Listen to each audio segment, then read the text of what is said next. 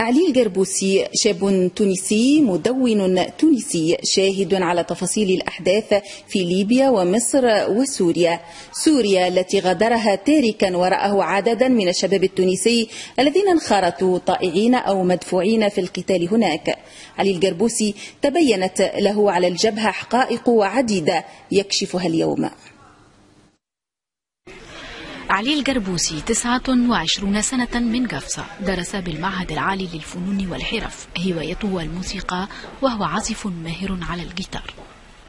عاد هذا علي القربوسي قضى أكثر من شهر يحارب مع الجيش الحر السوري، وهو قرر أن يعود بعد أن بانت له حقائق عديدة. وكالة أصفار في تونس هي النقطة الأولى للذهاب إلى سوريا.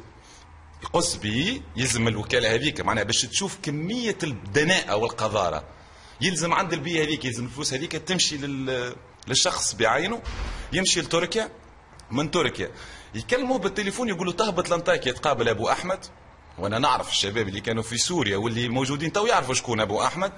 أبو أحمد يسلمهم في الحدود الانطاكية على البر للشيخ أبو هادي.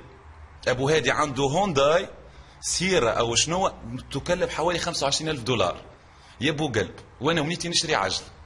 يدخله أبو هادي الأول نقطة لما يسمى بجيش السوري الحر، وينطلق في الجهاد، ويرجع أبو هادي يبات في حربية مدينة الأحلام في تركيا.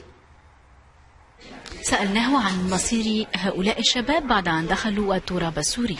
أنا التوانسة اللي موجودين أنا نتمنى أنه أي واحد فيهم يسأل على عملية حمص، كيف تم قتل أكثر من 124 ليبي والتونسي وحرقهم في عملية حمص للاتهام الجيش العربي السوري بأنه قام المقتل.